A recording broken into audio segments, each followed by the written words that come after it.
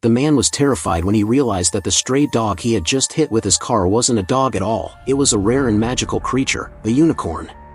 Its glowing hoof gave off a mysterious light.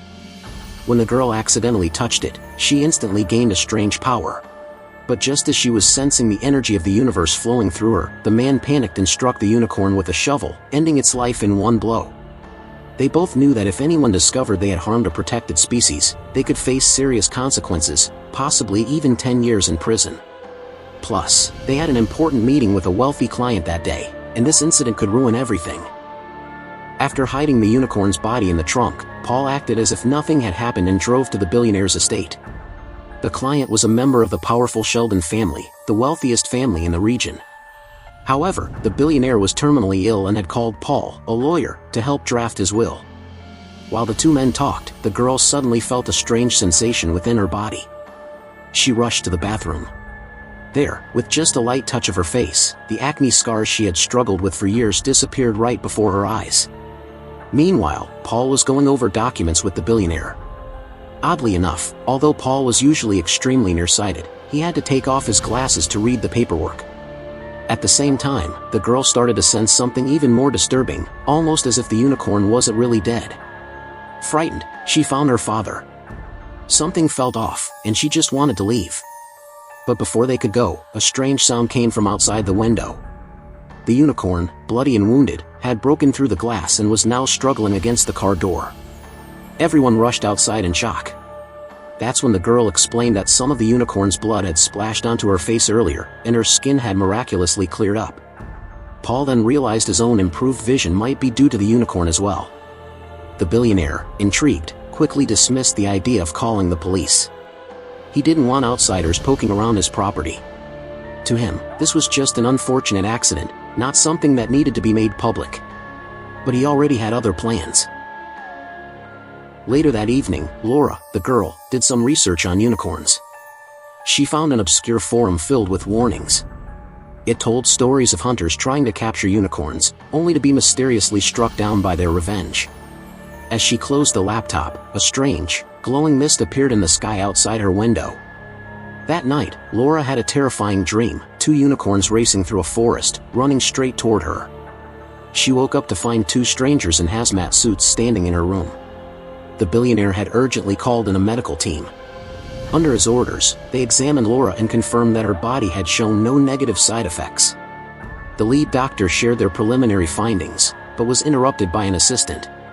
According to him, even though the unicorn was dead, its hoof was still emitting powerful electromagnetic waves. But no one seemed to care. They were far more interested in the unicorn's blood and its possible healing properties. The doctor held up a vial of powdered hoof, explaining that early tests showed it to be even more effective than the blood itself. The billionaire wasted no time. He ordered the powder to be mixed into a special solution and injected into his body. The goal, to fight off his late-stage illness.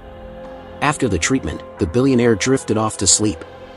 The others left the room, but Laura stayed behind, still researching the strange rugs in the house. She had a feeling they held more secrets. Miraculously, the treatment began to work. The billionaire's condition improved rapidly. He saw an opportunity. He wanted to move the unicorn's body to a lab, hoping to replicate the compounds inside it. But the doctor warned him, these substances couldn't be artificially made. They could only be extracted naturally. Even so, the billionaire and his family immediately began calling investors. Their plan was to profit from every part of the unicorn's body. Laura tried to warn them, but none of them would listen. Greed had clouded their judgment. Just as they were preparing to move the unicorn's body, the estate was hit by a sudden blackout. The cell signal vanished too. Paul stepped outside to investigate, only to see a large figure looming in the dark. It was another unicorn, much larger this time. Panicking, the rich heir tried to drag the dead unicorn back into the house. At the same time, a female assistant led the guards in opening fire. Laura jumped into a car, but the unicorn began ramming it violently. Yet, when the unicorn saw Laura's face, it suddenly calmed down. Gently, it lowered its glowing horn into the window, almost as if it were asking her to touch it. Just as their hands were about to meet, the guards fired again.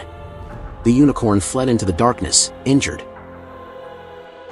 Back in the mansion, they discussed what had just happened. Why hadn't the unicorn attacked Laura? Laura explained that she had touched its glowing hoof earlier. Somehow, that had connected them. She could even understand its emotions.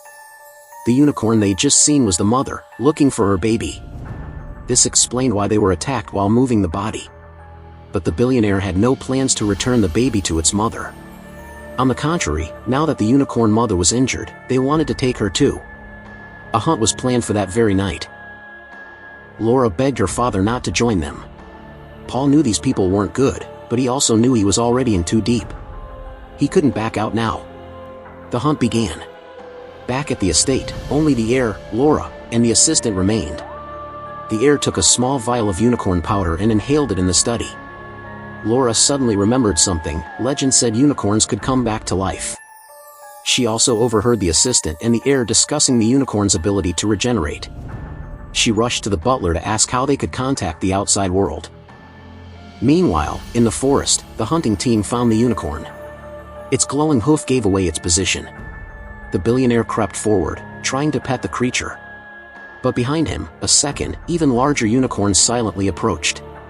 Suddenly, the head of security vanished into the mist. Hidden in the fog, the two unicorns launched their attack. In the end, only Paul and the billionaire managed to escape, running for their lives while the unicorns chased closely behind. Meanwhile, the assistant carried out her part of the plan, removing the baby unicorn's hoof. The two adult unicorns, male and female, surrounded the billionaire. He tried to calm them, and for a moment, it seemed to work. One unicorn even lowered its head. Just as the billionaire reached out to touch it, the unicorn lunged forward. In an instant, everything changed. The surviving group rushed back into the house and locked the doors. Horrified by what they had seen, they realized Laura had been right all along. She wanted to return the baby to its parents, but going outside was dangerous, and her father said no. No one mourned the billionaire's death. Even his family showed no tears. To make matters worse, the house's electric gate was shut, and the power was out. Someone would have to go outside to manually restore the power if they wanted to escape. But who would take that risk? They decided to draw straws. The assistant, though reluctant, was chosen. They placed the baby unicorn on a trolley and wheeled it out into the yard. Within moments, the two adult unicorns arrived. The doctor tried to express human regret, but when the unicorns saw their child wasn't breathing, their grief turned to rage. They attacked the doctor, and the rest ran back into the house. The unicorns didn't stop, they charged at the building. 4 people were left. They scattered, hiding while the unicorns hunted them down one by one. Soon, the house fell eerily silent. One woman leaned against the bookshelf to listen. Without warning, a sharp horn pierced through the wood in her body. The unicorn pounced, and what happened next matched the images on the ancient tapestries exactly. The heir froze in shock, unable to process his mother's death. He ran. Paul, still holding the broken unicorn horn, forced Laura out of the house. Then he hid behind the door. When the unicorn burst through, Paul led it in the opposite direction. Laura jumped into the bushes from the balcony. But before she could escape, the heir aimed a bow at her. She had no choice but to sit quietly in the courtyard. Suddenly, the glass doors shattered. The black unicorn stormed toward her, roaring. Just when it seemed Laura would be attacked, the unicorn suddenly stopped. It collapsed on top of her, fast asleep. The heir quickly tied its legs with rope. Paul then brought the second unicorn to the same place. It too lay down near Laura, as if drawn to her. The heir tied it up as well. Paul looked at Laura. He knew she wanted to return the unicorns to nature. So he lunged forward, stabbing the heir with the broken hoof. Both men collapsed. The unicorns awoke from their slumber. They thrashed and kicked, breaking free of the ropes. Paul died from his wounds, leaving Laura in tears. As she cried, the unicorn couple approached gently. They picked up Paul's body and laid it beside their child. Then, kneeling face to face, they touched their glowing hooves together, creating a swirling vortex of energy. Before her eyes, the baby's injuries healed. Even its hoof reattached itself. And miraculously, Paul opened his eyes. He, too, had returned from the edge of death. The 3 unicorns, mother, father, and child, left the mansion together. From that day on, they would roam the earth as a family, never to be harmed again. Thanks for watching. Don't forget to like, subscribe, and share to support the channel. See you in the next video.